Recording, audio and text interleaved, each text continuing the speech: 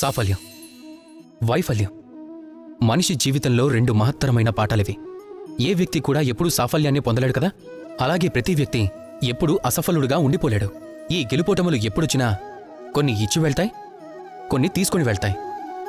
ఎప్పుడైతే వైఫల్యం వస్తుందో అప్పుడు మీకు సాహసం వస్తుంది. అది మీలో ధైర్యాన్ని నింపుతుంది, మనోబలాన్ని పెంచుతుంది, కానీ మీ సంతోషాన్ని తీసుకుపోతుంది.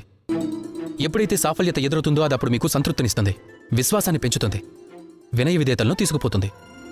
ఇప్పుడు విఫలం చెందిన తర్వాత ధైర్యశీలుడవడంతో తనలోని సాహసాన్ని జాగృతం చేయడం కొంతైనా సులభం. కానీ సాఫల్యం సాధించిన తర్వాత కూడా వినయంతో ఉండటం అన్నిటికంటే చాలా కష్టం.